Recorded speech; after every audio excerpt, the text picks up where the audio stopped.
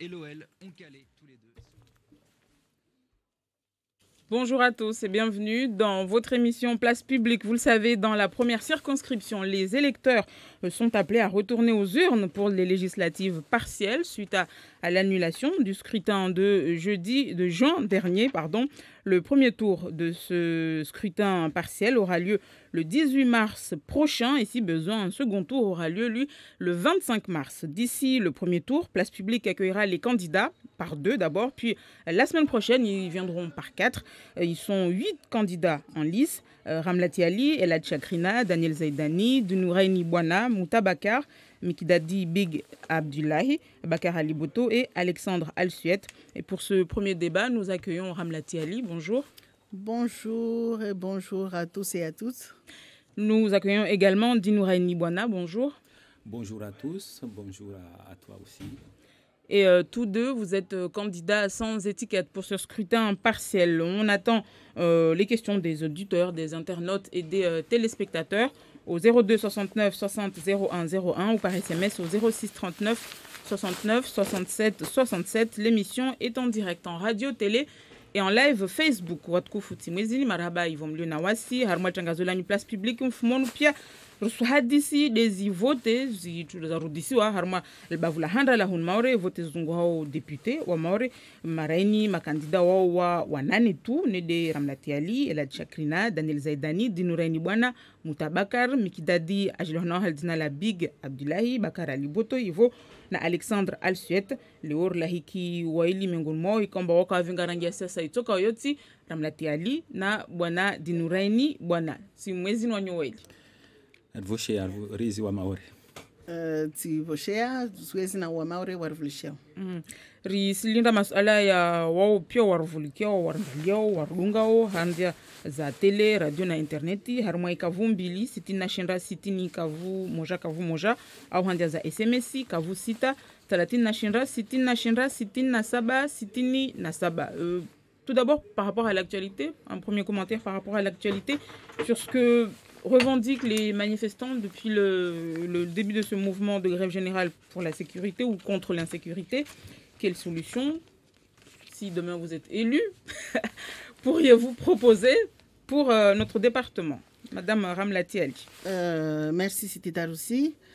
L'insécurité comme la délinquance à Mayotte, c'est l'affaire de tous. Je pense que sur ce point-là, il n'y a pas de droite, de gauche, de centre, de machin. On vit tous les mêmes choses, on vit tous barricadés chez nous. On ne sait plus s'il faut avoir peur quand on est dehors ou quand on est à l'intérieur de nos maisons. Donc, c'est l'affaire de tous. Mais les solutions ne sont pas uniques. S'il y avait une seule solution, on l'aurait trouvée depuis. Ce qu'on ne peut pas renier, on ne peut pas dire que la pression migratoire qu'il y a à Mayotte n'y est pour rien. Cette pression migratoire permet tout, parce qu'à l'époque, on savait retrouver l'enfant de qui, et c'est comme ça, on était Mayotte entier, c'était un grand village où on se connaissait, et que tout n'était pas permis. Aujourd'hui, ça n'est pas le cas. Aujourd'hui, on a jusqu'à des heures tardives des enfants dans les rues, on ne sait pas qui ils sont, et puis, donc, ces enfants-là font des exactions. Ces exactions-là, je disais qu'il n'y avait pas qu'une seule solution, parce qu'on sait qu'on ne peut pas être que dans le répressif à Mayotte.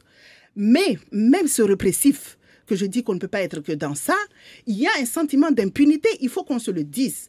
Ces jeunes qui font ça, ou les moins jeunes, ils ont l'impression qu'ils peuvent tout faire parce qu'ils narguent même la police, on l'a entendu, la gendarmerie, la population qui se réplaint, et même il y a même des représailles derrière parce qu'ils se sentent tout puissants. Il n'y a pas d'exécution de peine, n'ayons pas peur de le dire. Et quel est le territoire français où les gens sont jugés coupables, mais renvoyés chez eux d'un crime, parce qu'aujourd'hui, on peut parler de crime, puisqu'on a des gens qui sont fracassés, et ces gens-là, et des gens qui sont abusés chez eux, devant leurs femmes et enfants, ou mari et enfants, et ces personnes-là sont renvoyées chez eux. On sait que sur le territoire français, quand on a commis ce genre de crime, même quand on est à l'extérieur, la France rappelle cette personne pour le juger sur le territoire national, et qu'à Mayotte aujourd'hui, ça ne se passe pas comme ça. Donc on pourrait continuer, hein, je vois que tu commences à vous impatienter. Je vais revenir vers vous tout à l'heure.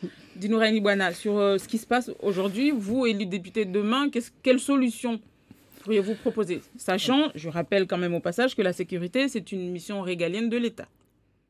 Oui. En fait, je voulais juste dire une chose qu'on ne peut pas indéfiniment dire.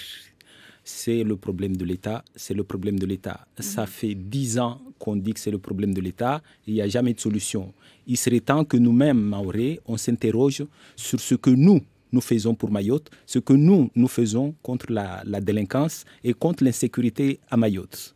Tout à l'heure, Madame la députée a parlé d'inexécution des peines.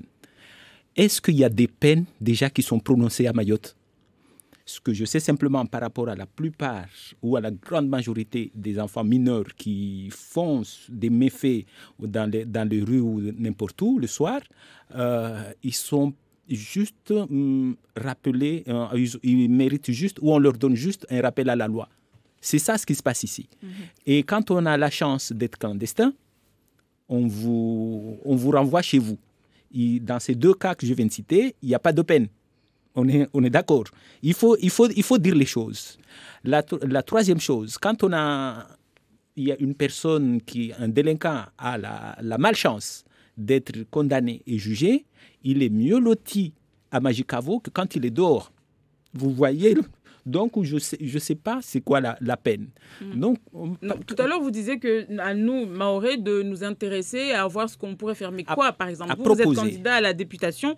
Qu'est-ce que vous, candidat à la députation et citoyen en même temps, proposez-vous? D'accord. Donc, ce que je propose, la première chose que je propose, d'abord, c'est qu'on se parle entre nous. La dernière fois, je l'ai vu mardi dernier, il y a eu tout le monde qui était descendu dans la rue, mais c'était flagrant qu'il y avait des communautés qui n'étaient pas là. Il y a des communautés qui n'étaient pas là. Pire encore, il y a même, je le dis et je n'ai pas peur de le dire. Moi, j'ai rencontré pendant ma phase de campagne, j'ai rencontré des Anjouanais qui m'ont dit que nous sommes bien installés à Mayotte. C'est vrai, les Anjouanais, pour la plupart, il y a des commerçants, il y a des fonctionnaires, il y a des gens qui sont bien installés ici.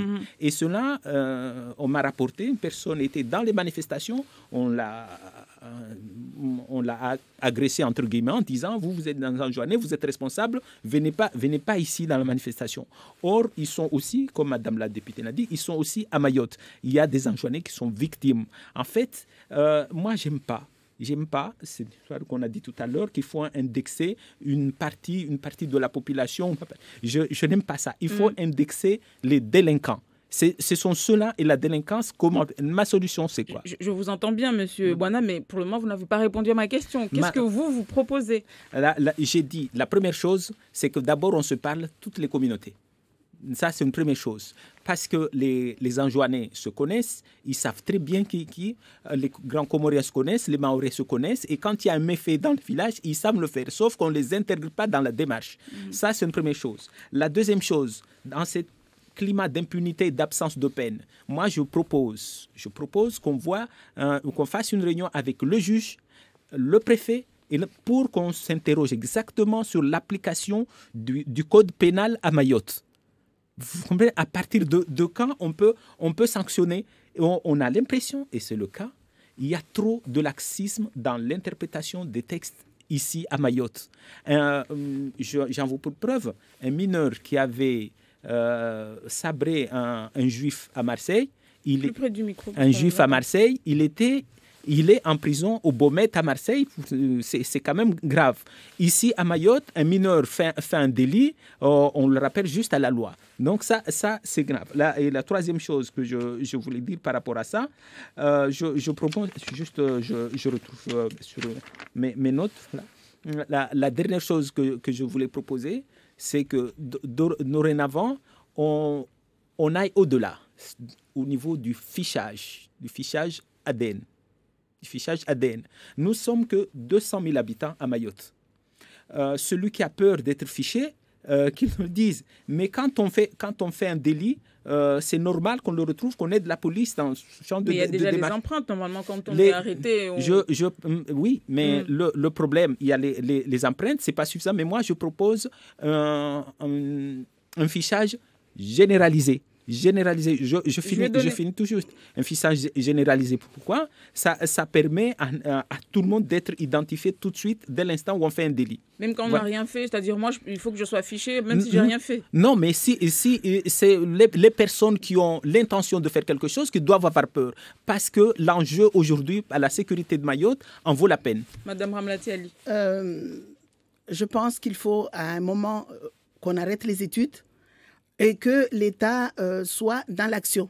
C'est-à-dire, la zone de sécurité prioritaire, on a commencé à en parler depuis 2011. Et en 2011, on nous répondait qu'il n'y avait pas de crime à Mayotte, que ça ne se justifiait pas. Et à l'époque, j'ai eu des interlocuteurs en face de moi puisque j'ai été maire. Et j'ai répondu qu'on ne peut pas comparer ce qui se passe dans ce territoire qui est tout petit avec une densité énorme, avec la majorité de la population qui sont en dessous des 20 ans. On ne peut pas le comparer à un autre territoire ailleurs parce que ces jeunes-là qui se retrouvent au bord de la route quelque part, puisqu'il y en a qui sont sans famille ici, qui vivent à l'extérieur. On a appris la présence des jeunes qui s'appellent entre eux le groupe Microbe, par exemple, que j'ai appris ça il y a à peu près 1 an et demi. Donc, ces personnes-là, ces enfants-là, à l'époque, c'est des enfants. Aujourd'hui, c'est des personnes qui, s'il n'y a rien qui soit fait, eh ben, le crime, il est là. Hein, et le crime, c'est pas forcément que avoir des morts tous les jours. Pourtant, des morts, on en a. Et puis, on a aussi toutes ces personnes qui sont abusées, toutes ces personnes qui ne se plaignent pas. Parce que le propre du Maoré, c'est que le Maoré ne se plaint pas. Mais ça ne veut pas dire qu'il n'y a pas des choses qui se passent dans ce territoire. Donc, je pense que c'est le moment où jamais pour que l'État mette en place la zone de sécurité prioritaire. Et puis, pour les élus, il faut qu'à un moment, nous pensions au préventif. Et le préventif, c'est quoi? C'est faire en sorte que tous ces jeunes-là, les associations, puissent les prendre en charge, puisque la nature a horreur du vide. Si nous, on ne fait rien pour eux, eh ben, eux, ils feront quelque chose pour nous et pas forcément le bon. Donc, il faut qu'on puisse vraiment aider les associations de façon à ce que ces jeunes-là soient pris en charge, mais aussi nous, parents, comme il vient de le dire, nous, parents, il faut aussi qu'on se mette tous d'accord pour soutenir nos jeunes, quels qu'ils soient.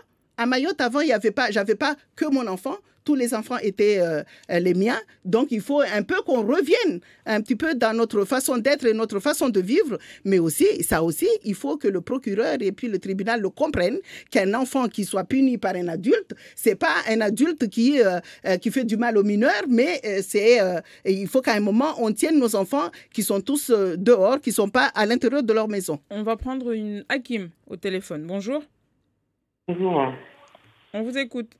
Oui, c'est pour juste dire qu'il faudrait qu'on arrête la discrimination qu'on est en train de faire concernant le mouvement de grève, parce que c'est un problème qui touche tout le monde. C'est pas que les Mahorais, c'est n'importe quel habitant qui habite dans cette île. Et du coup, il faudrait franchement qu'on se mobilise, tout le monde, que ce soit les Mahorais ou les étrangers. Et moi, ce problème, pour le résoudre, est très simple. Il ne faudrait pas qu'on nous amène des renforts, que ce soit de la police ou de la gendarmerie. Il faudrait juste avoir l'audace de dire au procureur qu'un enfant qui fait une bêtise, il faut qu'il soit sanctionné. S'il fait une bêtise une première fois, on peut dire c'est bon, on le relâche, on fait de la prévention. Mais un enfant qui est en train de récidiver, là, il va faire beaucoup plus une chose horrible qu'un simple vol. Parce que c'est ce qui est en train d'arriver. Ou sinon, si le procureur ne fait pas son boulot, qu'il démissionne, qu'il dise c'est bon, je ne peux plus faire ce boulot, c'est qu'il nous laisse, nous parents, gérer ce problème. Parce qu'il est tout simple. Merci. C'est pas la peine de demander des renforts, on n'en plus finir, parce que déjà, ici, il y a plus de gendarmes qu'à La Réunion, et pourtant, on ne voit pas de solution. Merci, voilà. Hakim, d'avoir appelé. Alors, on va revenir sur vos programmes, puisque en juin, vous aviez un programme. J'imagine que vous avez gardé à peu près le même. Aujourd'hui, qu'est-ce qui fait la force de vos programmes respectifs, Dinora Libwana? Voilà, en Plus fait, près du micro. Oui, ce qui fait la force de nos programmes aujourd'hui, c'est tout simplement les événements. L'acuité que pose le problème de la sécurité aujourd'hui n'est pas le même que ce qu'il y avait au mois de juin dernier.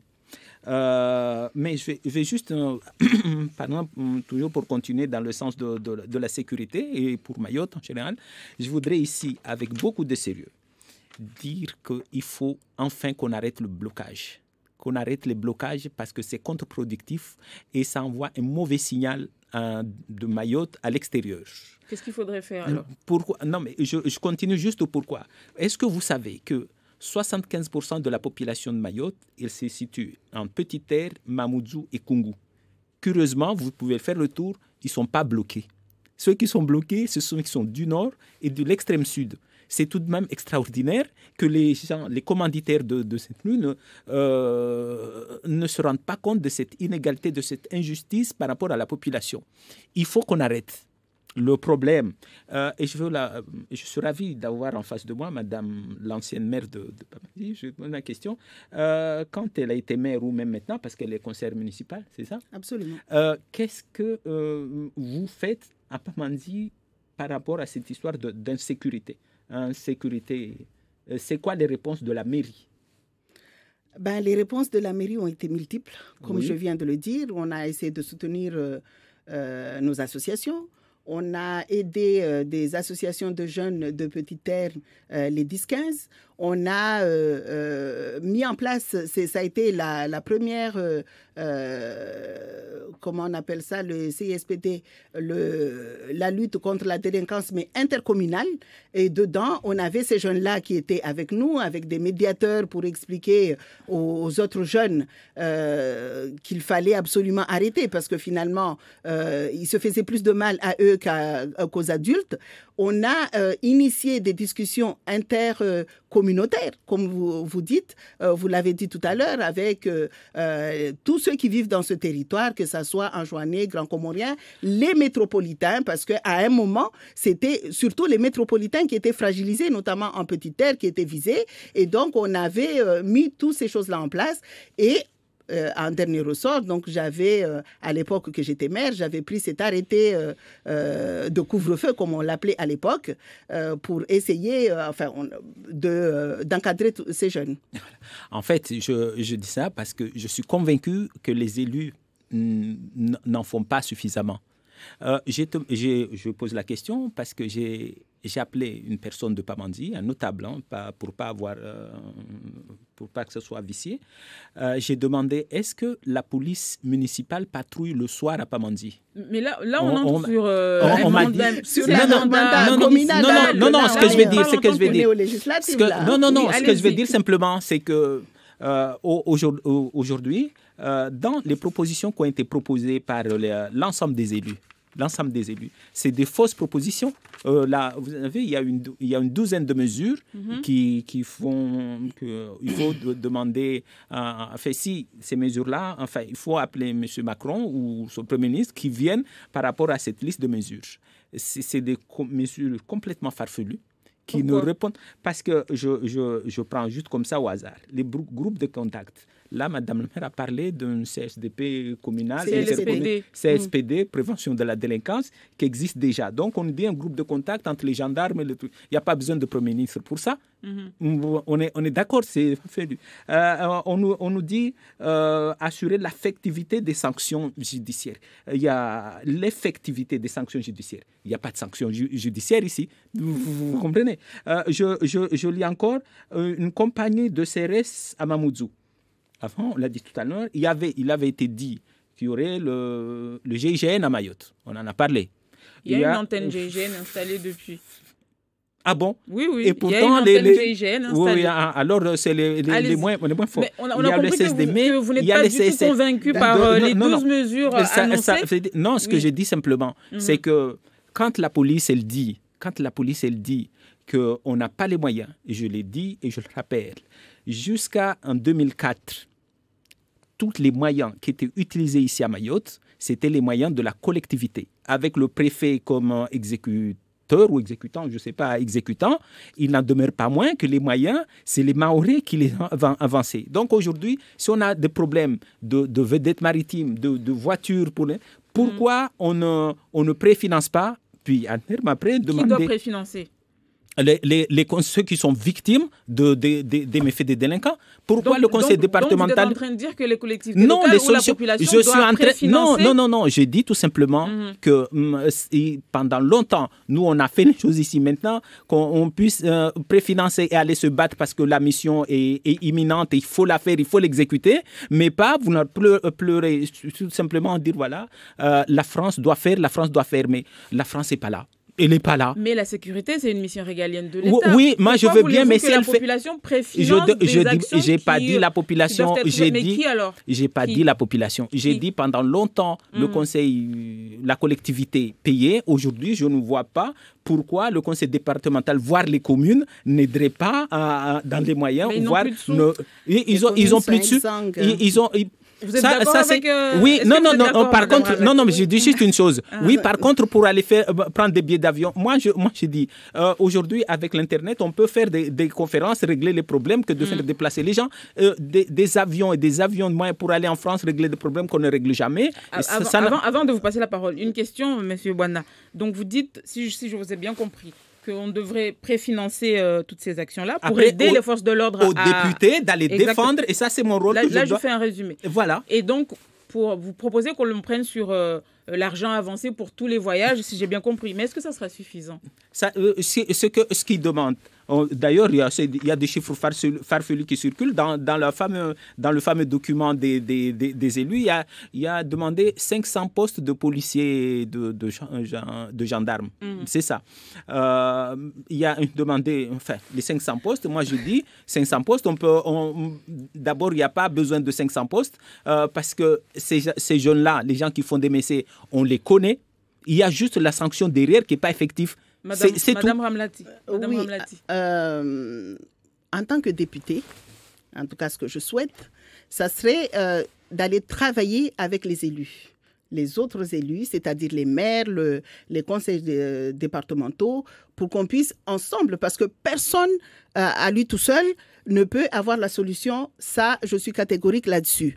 Donc, quel que soit ce qui a été proposé par les maires, donc pour moi, ça a l'avantage et l'intérêt d'être proposé. Maintenant, c'est à l'État d'amender, de voir ce qu'ils peuvent faire ou ne pas faire et négocier, parce qu'on sait tous que dans les négociations, il y a de l'exagération pour qu'on puisse arriver à ce qu'on veut.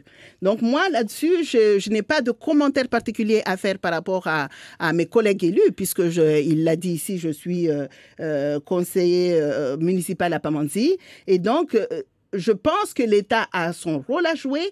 Et comme vous avez parlé de programme tout à l'heure, donc je rappelle juste que ici chez vous, j'avais parlé de la mission Atalante. Qu'au moment où il y avait des exactions au niveau au large de Djibouti et que ça atteignait les intérêts de la France a trouvé le moyen de faire cette mission Atalante, donc la surveillance des côtes, de façon à sécuriser cet endroit. J'ai posé la question à l'époque, je repose la question aujourd'hui, quel est ce territoire qui n'a pas de garde-côte? À Mayotte, on rentre, on sort comme dans un moulin. Et ça, je suis désolée, mon cher collègue, mais c'est la mission régalienne de l'État. Donc, de surveiller ce territoire. Il faudrait que dans ce territoire, il y ait des gardes-côtes. Quand la France a voulu sécuriser l'océan Indien au niveau de Djibouti, il a su le faire. Pourquoi cette mission ne pourrait pas se rapprocher de nous à Mayotte? On a ici des forces de l'ordre, des militaires. On a la Marine nationale qui est à Dzaoudzi, on a la Légion qui est à Dzaoudzi. Moi, je me suis toujours posé la question, peut-être qu'un jour j'aurai la réponse. Quelle est leur mission sur ce territoire? Pourquoi ces personnes-là, à partir du moment où on sait que tout arrive par l'îlot de Msamboro, pourquoi ces personnes-là ne sont pas mises vers l'îlot de Msamboro, par exemple, pour sécuriser l'entrée à Mayotte? Parce que je ne dis pas que ça vient forcément que de l'extérieur.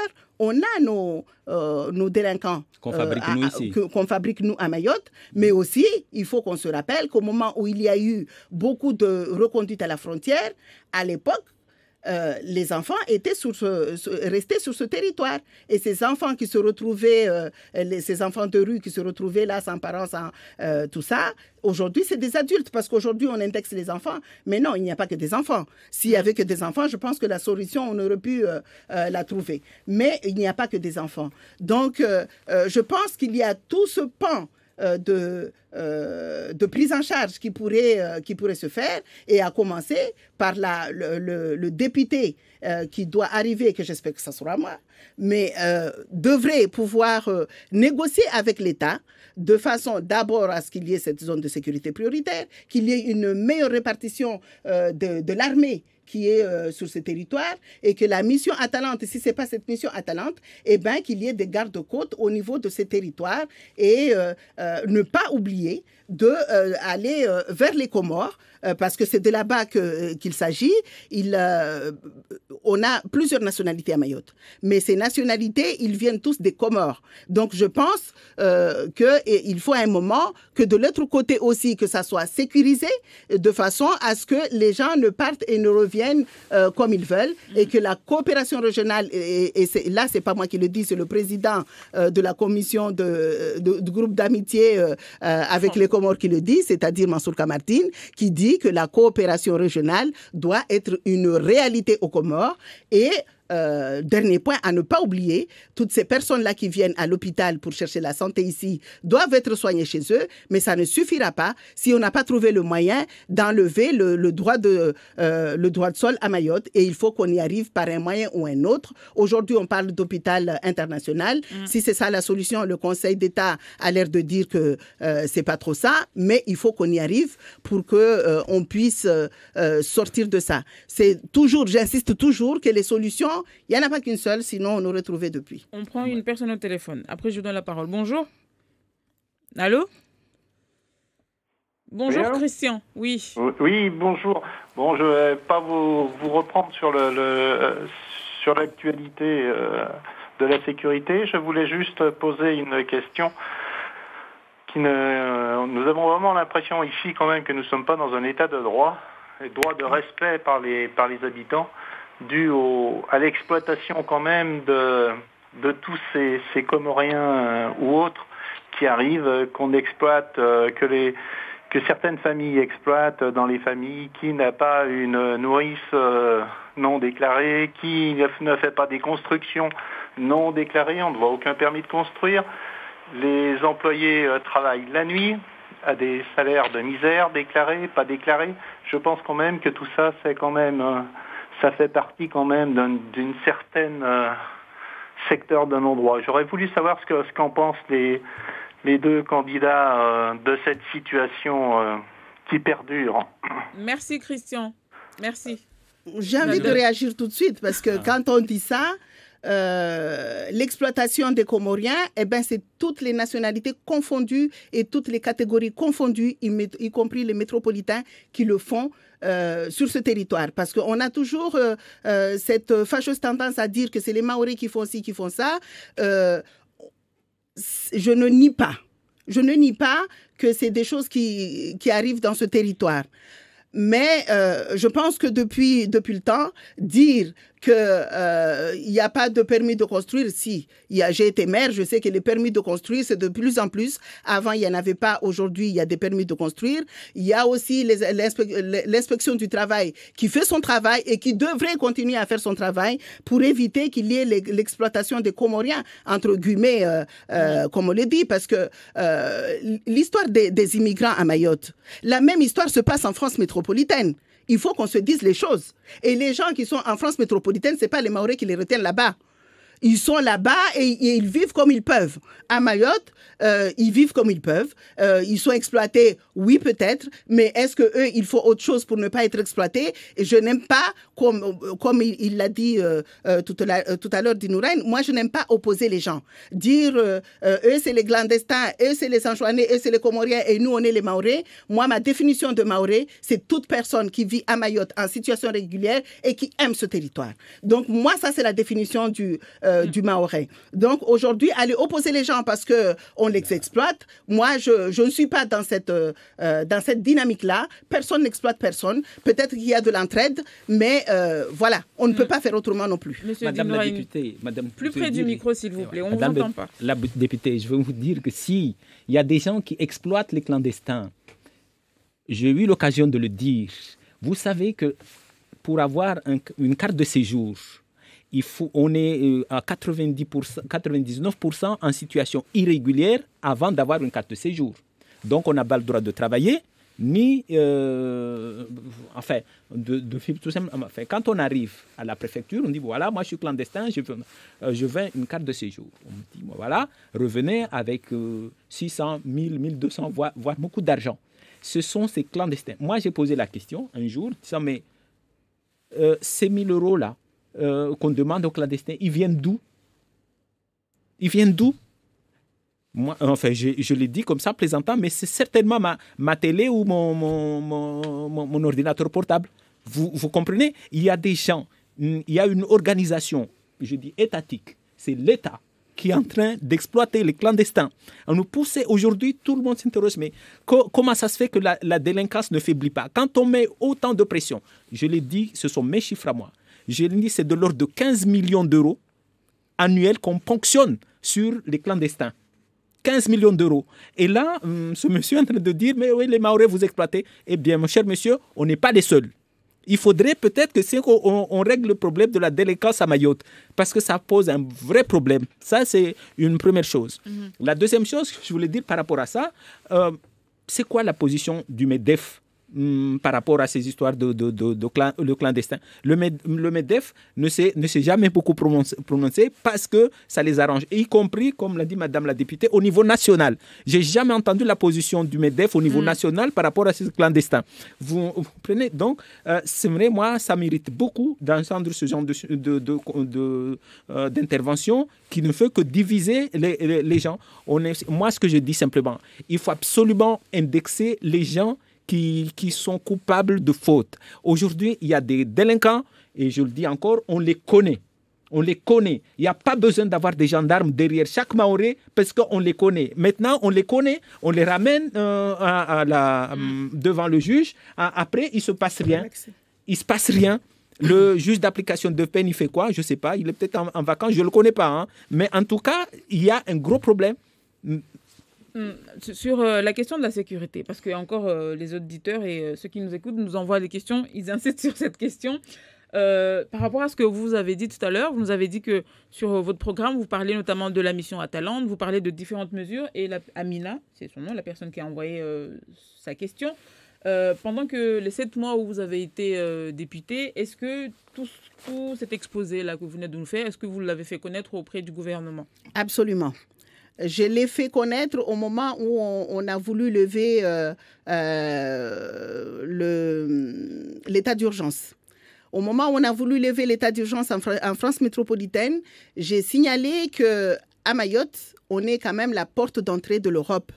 Et je l'ai rappelé, qu'on a eu des vrais criminels qui venaient de l'Afrique de l'Est, qui sont allés en France métropolitaine en passant par Mayotte. J'ai rappelé ça et qu'il fallait absolument qu'on ait une solution à Mayotte. À cette époque-là, on m'a répondu, la loi sur l'immigration et le droit d'asile va arriver au mois de février.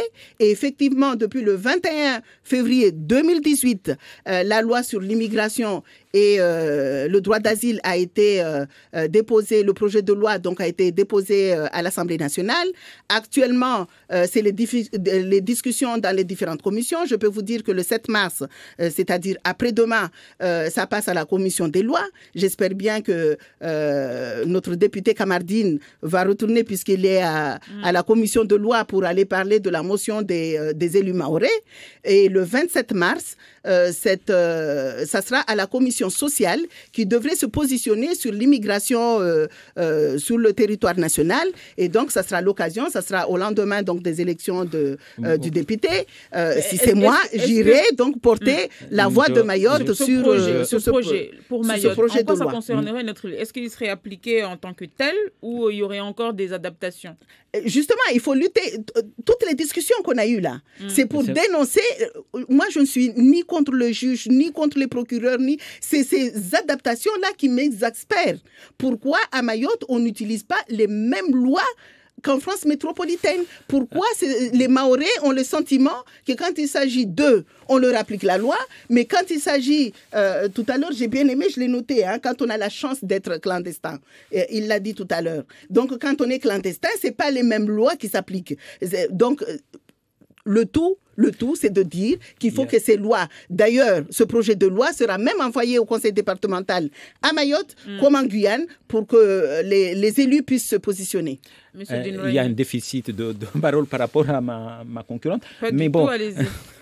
Ce que je voulais dire simplement, moi je suis ravi que Madame la députée Sana, en prévision de ce texte, projet de loi voilà, sur l'immigration et le droit d'asile. Et le droit d'asile, c'est quoi la position de Mayotte? C'est quoi la position des élus de Mayotte? En tout cas, je ne l'ai pas entendu.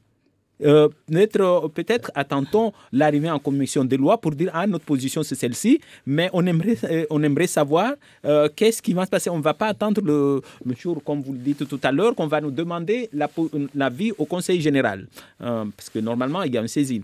Je dis ici que par rapport à ce texte qui est sorti le 29 décembre dernier, concernant les droits de dérogation donnés au préfet, le conseil départemental, comme à l'habitude de l'État a été saisi, et comme à son habitude, le conseil départemental n'a pas répondu. Ici, on ne répond pas aux avis. Ici, on ne répond pas parce qu'on n'a aucun projet. Donc, je m'adresse à Madame députée. Je ne sais pas si elle va aller en République en marche ou pas. En tout cas, j'espère qu'elle ne sera pas élue, que ce sera moi. Si, je vais y aller puisque même toi, tu vas m'élire. ce sera moi. Non, mais ce que je vais dire simplement, par rapport à tout ce qu'elle a dit là, tout à l'heure là, c'est quoi la position de la République en marche par rapport à Mayotte? Parce que là est le problème. On a l'impression qu'on est vraiment négligé, on n'est pas entendu et ça ne date pas d'aujourd'hui. Je continue. Vous savez, en 1900, parce qu'il faut juste rappeler un petit rappel historique. En 1971, Pierre Messmer est venu à Mayotte. Il a dit « Vous resterez français si vous le souhaitez ». Donc c'est quand même la parole d'un Premier ministre. On est resté. Il y a ce qu'on appelle des signaux faibles. Au mois d'avril dernier ou un peu avant, le président de la République est venu ici. On a tous eu ce sentiment que c'était un président pro-comorien. C'est ce qui était à Mayotte, c'est le sentiment qu'on a eu. Au mois de septembre dernier, le même président de la République a dit que Mayotte, les Mahorais ne sont pas forcément heureux dans le cadre départemental. C'est quand même la parole du président de la République. Hein. Chez nous, on dit Kaouli Thabit. C'est quand même important. Avant-hier, il y a eu ce déplacement des assises aux Comores. Il y a une forte délégation qui est partie aux Comores. J'ai rencontré ces membres de la délégation. On a échangé. Là, vous parlez des assises comoriennes. Comoriennes. Il y a eu un déplacement d'une population d'ici. Ils m'ont dit que ça s'appelait la société civile. Et ils m'ont dit que Azali, le président Azali lui-même, leur a dit que c'est sur insistance du président de la République pour que la société civile mahoraise participe à ces assises. Ma question est, c'est quoi la position de En Marche dans l'avenir institutionnel de Mayotte? Ce que je regrette simplement, c'est que par rapport à tous ces signaux faibles que la France nous envoie, comment est-ce qu'on s'y prépare? Parce que moi, personnellement, je ne m'en cache pas. Moi, j'ai toujours été contre le colonialisme français, mais je suis opposé au colonialisme comorien.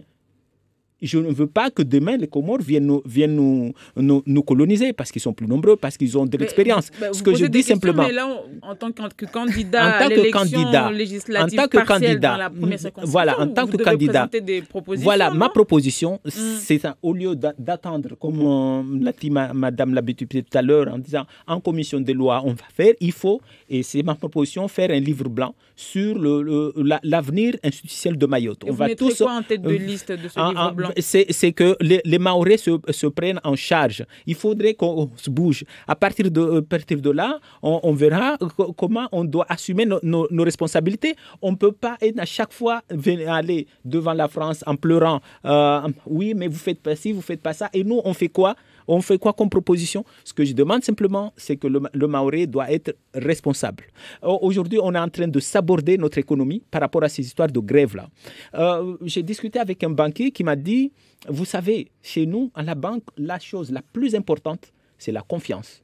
La confiance. S'il n'y a pas de confiance, il n'y a aucun investisseur qui vient. D'ailleurs, les touristes ne viennent pas. Mais il n'y a aucun investissement, il n'y a aucune relance économique qui est possible. Aujourd'hui, on est en train d'envoyer un mauvais signal. On est en train de scier la branche sur laquelle on est assis. C'est vraiment dommage. Quel amendement, vous, Mme Ramlati Ali, sur le projet de loi sur l'immigration et le droit d'asile, vous pourriez émettre si jamais vous êtes élu d'ici Non, le texte, elle devait l'avoir depuis longtemps. C'est pour ça que je lui demande. Quel amendement? Je devrais l'avoir. Je rappelle juste que le texte a été déposé le 21 février. Mais vous aviez une proposition avant. Vous aviez une proposition depuis longtemps, puisque vous saviez que ce texte allait passer. Depuis ce temps-là, il y a eu du travail et j'ai porté des amendements sur d'autres lois au niveau de l'Assemblée.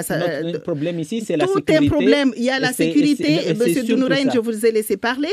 La sécurité à Mayotte, c'est un problème. Mais aussi, on n'a pas de médecins. C'est un problème. Nos étudiants qui n'arrivent pas à faire des études correctement, c'est un problème. Nos jeunes qui sont refoulés à chaque fois au jeu des îles, c'est un problème. Le CIDEVAM qui devait aller payer 1,2 million de taxes, c'est un problème. Donc, on a eu des problèmes à gérer pendant ces 4 mois, puisque c'est à partir du mois de septembre. Donc, on prend les choses en main. En tout cas, j'ai pris les choses en main à partir du mois de septembre pour faire ce qu'il fallait pour ce territoire et j'ai distribué ma lettre du député. Si vous ne l'avez pas lu, je vous le remettrai. Cela dit, concernant donc ce projet de loi, effectivement, il faut porter des amendements, mais encore une fois, je dis, c'est main dans la main. Les élus doivent travailler d'une manière unie. Donc, je suis votre candidat pour porter la volonté des Mahorais en général, parce qu'il y a tous les Mahorais qui sont descendus dans la rue. On a les opinions des uns et des autres. On a ce qui était écrit par l'intersyndicale et tous les dirigeants de ces manifestations. On a les écrits des élus. Il va falloir qu'on fasse une synthèse de tout ça. Une synthèse de tout ça, parce qu'une personne qui est élue, cette personne-là, ce n'est pas parce que c'est lui qui a les meilleures idées du monde. C'est cette personne-là qui est capable de porter les idées de son territoire. Et donc, moi, je suis capable de porter avec les autres parlementaires, comme on l'a déjà fait, avec les autres parlementaires, le président du conseil départemental, le président de l'association des maires, pour porter la parole des Mahorais et pour pouvoir amender ce projet de loi pour qu'il soit enfin en faveur des Mahorais. Monsieur Bouana. En fait, le problème, j'aime bien entendre les élus Mahorais parler d'unité, parler du même voix.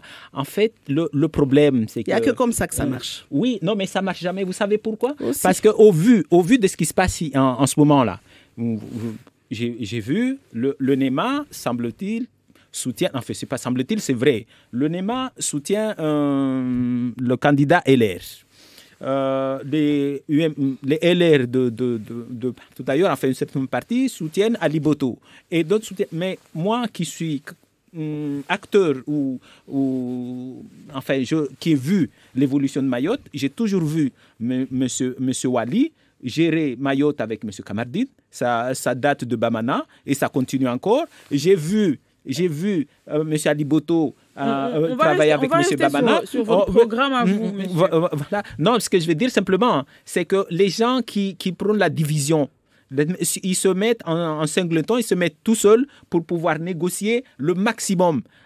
Qui prennent la division ou bien l'unité? Non, la division qui pratique la division. Voilà. Monsieur Saïd Marouali, il est seul. Monsieur Ali Boto, il est seul. Après, qu'est-ce qu'on fait? Tabram Lati est seul. Après, je ne suis pas seul. J'ai travaillé avec les autres parlementaires et le président. Non, ce que je veux dire simplement, ici au niveau territorial, parce qu'on parle des projets de Mayotte. Des projets de Mayotte. Quand monsieur Wani dit moi je suis seul, c'est pour que demain il puisse dire voilà, moi je viens avec vous si vous me donnez le maximum. C'est à chaque fois des petits avantages comme ça et on oublie l'intérêt général. Maintenant, ça suffit quand on est MPM. Je ne l'étais pas. Quand on était MPM, tout le monde dit ils se reconnaissent sur les Namdéré. Sur les Namdéré, Madame Ramlati, quand on est sur les Namdéré, on ne se décrète pas candidat. C'est une assemblée, une communauté à Mayotte qui disait voilà, vous serez peut-être mieux indiqué que l'autre. Et c'est ça le fait que les jeunes Mahorais aujourd'hui. Là, on sort un peu du débat parce qu'il faut qu'on reste, parce qu'il ne nous reste plus beaucoup de temps. 7 minutes. On prend une personne au téléphone. Bonjour. Bonjour. Abdourazak, bonjour. Et éloignez-vous de la télé ou de la radio, s'il vous plaît. Mais je ne suis pas à côté de la radio ni de la télé. Mais on vous entend. Ça fait un Larsen. Sinon, je vais vous raccrocher et vous n'allez pas être content. Non, mais vous ne me raccrochez pas, madame. Je vous donne l'information importante, alors vous allez me raccrocher. Non, éloignez-vous un peu, c'est tout. On vous écoute. Je suis dehors, je ne suis même pas à côté de la télé. On vous écoute. Donc, ma question s'adresse à madame Ramlati, notre future députée. Inch'Allah. Est-ce qu'elle se souvient du CISPD? Parce que j'ai l'impression qu'elle a la mémoire courte. Lorsque Daniel Zaidani est venu me chercher à l'île de la Réunion où j'étais en exil, viré par ses collègues du NEMA en 2004, et Daniel Zaidani est venu me chercher à l'île de la Réunion pour un projet du CISPD où j'ai répondu positivement avec un projet. J'ai été pas choisi parce que j'étais pas le bienvenu. Donc elle faisait partie de cette commission dont ils ont décidé mon évincement de cette structure. Du coup, ils ont choisi Helmut. Qu'est-ce qui devient Helmut? Et quel est le résultat du CISPD en petite terre? Parce qu'en matière de sécurité et d'insécurité, ça commence par là. Le gouvernement a fait le nécessaire, surtout qu'à l'époque, c'était le gouvernement Hollande, dont elle faisait partie puisqu'elle est socialiste. Qu'est-ce qu'elle a fait pour le CISPD en petite terre? Ça, Merci, monsieur Abdourazak, d'avoir appelé. Ce que j'ai compris, c'est que l'intérêt général, c'est la somme des intérêts personnels. Là. Donc, comme je n'ai pas pris...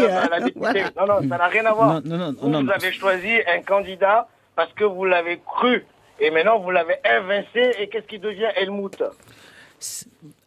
Madame Ramlati, si vous voulez lui répondre, vous avez déjà répondu. Okay. J'ai déjà répondu. Elle a déjà parlé du CSPD. Ça veut dire qu'il y a des outils qui sont dans les communes, dans nos territoires communaux, et ces outils-là ne fonctionnent pas. Voilà, je l'ai mis en place. Je l'ai mis en place. On peut parler. Monsieur Razak, merci, monsieur Razak, d'avoir appelé. Voilà, moi j'appelle de tous mes voeux que les Mahorais se prennent en charge, soient responsables avant de détecter les uns des autres en disant voilà, l'État ne fait pas ce qu'il fait. Il faut savoir s'interroger, nous, qu'est-ce qu'on fait? Donc, pour aller au-delà, moi, je propose, parce qu'il faut en parler aussi. Moi, vous savez, je suis candidat aujourd'hui parce qu'il y a eu des triches qui ont été faites, soi-disant. Il y a eu des triches par rapport aux élections. Moi, j'ai eu l'occasion de dire qu'il y a plusieurs méthodes de triche dans des élections. Maintenant, ça suffit. Moi, j'aurais aimé que quand il y a des élections, que ces élections soient fiables. Puisqu'il faut aller vite, moi, je propose qu'il y ait un vote électronique. On peut me dire que ce n'est pas possible, mais ce que je dis simplement, c'est qu'il faut au moins engager le débat et la discussion pour qu'on y arrive et que nos élus, quand ils sont élus, ils aient une réelle légitimité. Il nous reste 3 minutes. Je vais donner 1 minute et quelques secondes à chacun d'entre vous. Pourquoi les électeurs, les quelques 18 000 électeurs de la première circonscription devraient voter pour vous déjà pour le premier tour, le 18 mars prochain? Je demande la confiance. Encore une fois, je renouvelle ma demande de la confiance des électeurs du Nord, de la Circo 1, pour une continuité d'un travail qui a été commencé. Je rappelle juste que je venais sur vos antennes en disant que pour moi, mon parti, c'est d'abord Mayotte. J'ai eu l'occasion de le démontrer, qu'on pouvait, tous élus de Mayotte, nous asseoir sur une même table pour parler des problèmes de Mayotte. Donc, ce bureau de coordination, ça me tient à cœur.